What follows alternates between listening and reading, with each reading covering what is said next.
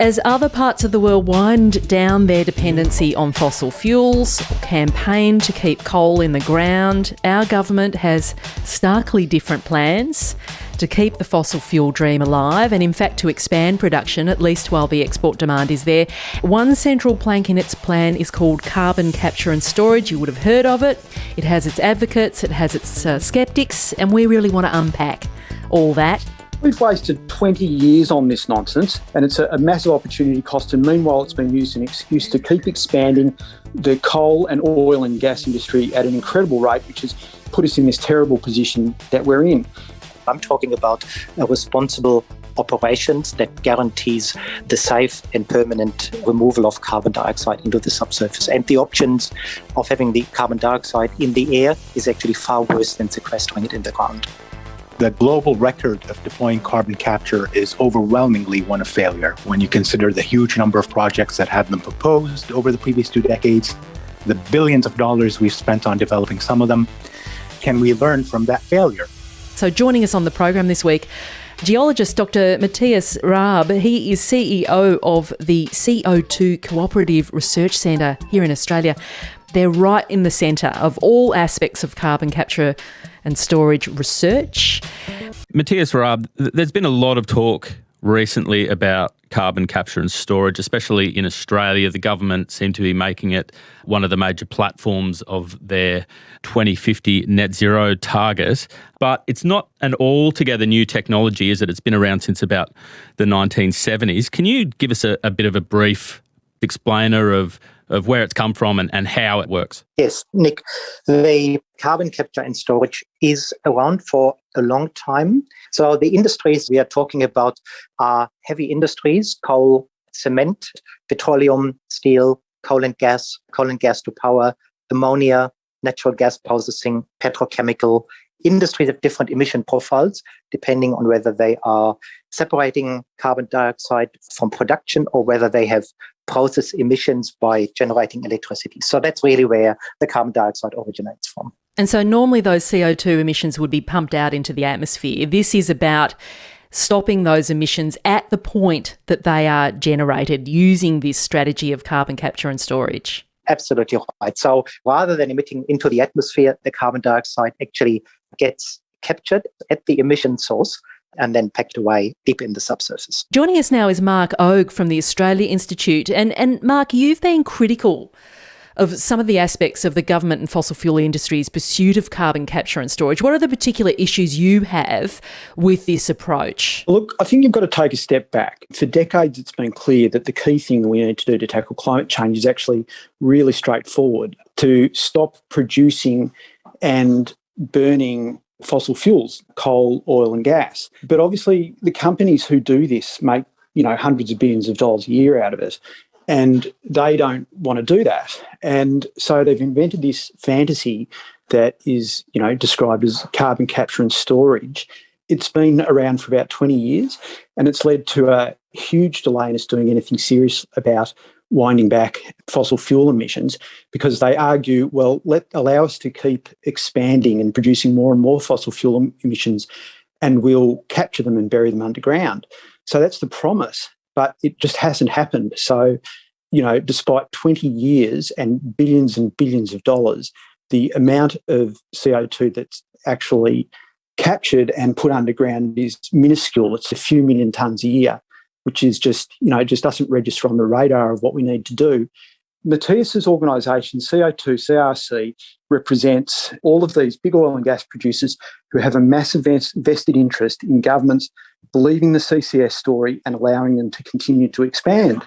And the opportunity cost is we haven't got on with the low-hanging fruit, which is not carbon capture and storage. The low-hanging fruit is rolling out renewable energy, electrification so that we can get off gas and electrify our households and businesses and industry on with renewable energy and storage and energy efficiency. So it's a really big part of the reason that we're facing virtually unavoidable catastrophic climate change at the moment. Do you see carbon capture and storage as playing any role in getting our emissions down? Yeah, I'm wondering about that too, Nick. Don't we need a multi-pronged approach here, Mark Ogue? There could potentially be some very niche applications in, say, steelmaking.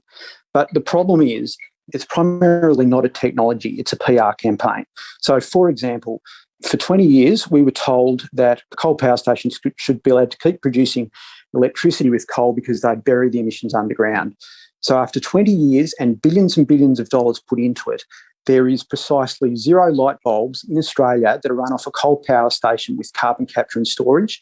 And internationally, there is 1 million tonne sequestered at WDYM in Canada. And that CO2 is actually sold to the oil and gas industry to pump it underground as a really dirty way of getting more oil out of the ground from depleted oil fields, which creates more emissions.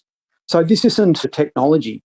This is a narrative by the oil and gas industry that's ultimately a scam. Matthias Raab, I wonder, do you consider the technology that you've invested the last 10 years of your life working in, do you consider it as a PR campaign?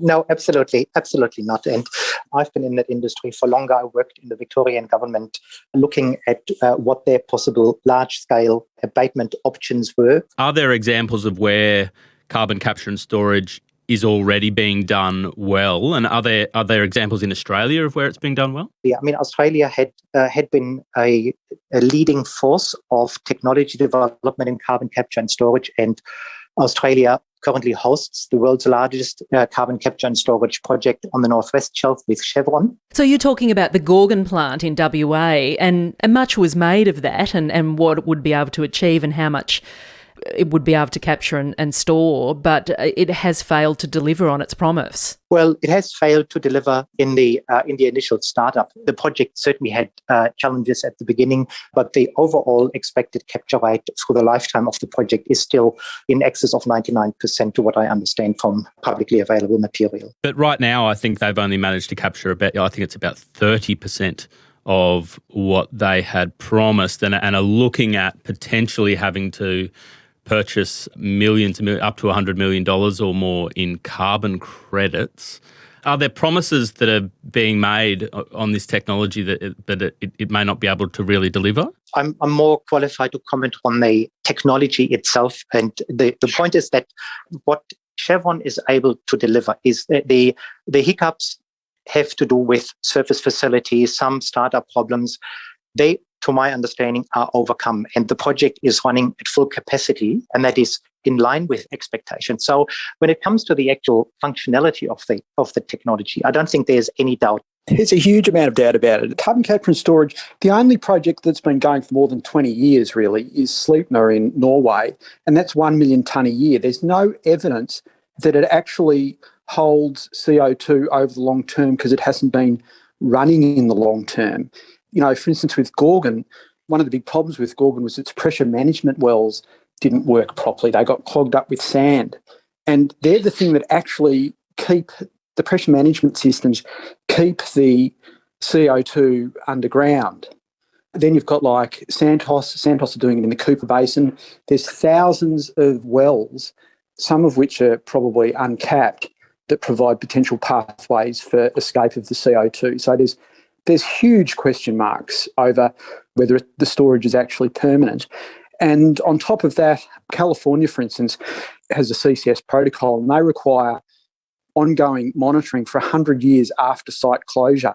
After site closure, no monitoring is required under Australian jurisdictions.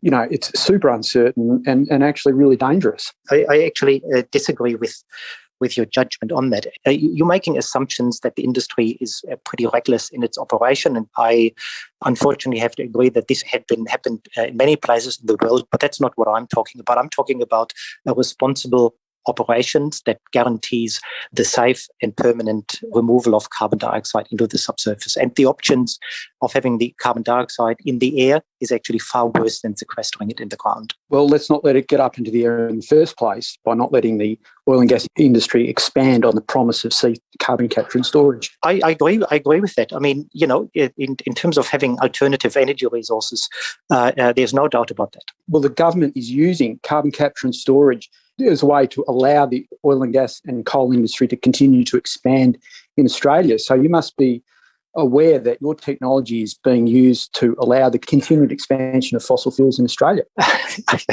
Look, Mark, it's your political view, and as I said, the energy transition is very, very complex, and I think the problem needs to be addressed from many, many angles. Okay, if you'd like to listen to the full thing, there'll be the link to the article that contains the full podcast episode in the description box below. See, I only played just enough to get a decent understanding of what's going on here. So to quickly recap, so you got your CCS, your carbon capture storage, and then your CCUS, your carbon capture utilization and storage, which will probably be enhanced oil or gas recovery, which is when they pump things into depleted oil and gas fields to continue to get oil and gas out. And from that same article, it has this about Santos, and that's what I want to spend the rest of this video talking about, because after listening to that podcast episode, went and followed Mark, which is how I saw this report he was a part of from the 8th of December 2021 titled Santos's CCS Scam. And I just want to show you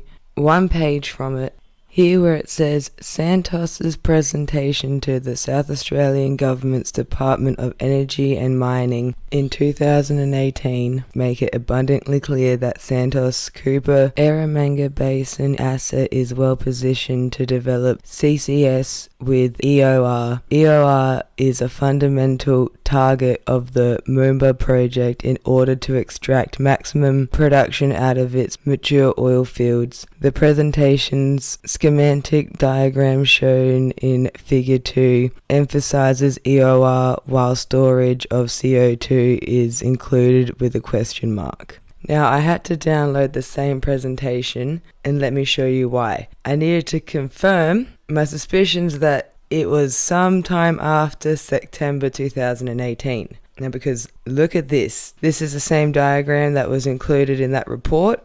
Now, I'd like to show you a page from a completely different document. Have a look at this.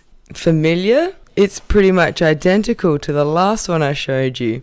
And this has the title of CO2 Enhanced Oil Recovery Operational Scenario. And have a look at who it's by. The Department for Energy and Mining. Let's have a look at the title page from this report by the South Australian Department for Energy and Mining. The title is Enhanced Oil Recovery, Status and Potential in Australia. And look at the date, the 6th of September 2018. So you know what this tells me? That not only are these fossil fuel companies getting insane amount of subsidies, but it looks like governments are also doing the research for them as well. Not surprised? But seriously, the only difference between the two diagrams is slightly different clip art images, and Santos added the question mark next to storage. And I'm fairly confident in this diagram being originally from the Enhanced Oil Recovery, Status and Potential in Australia, from little things like the name of the oil fields on the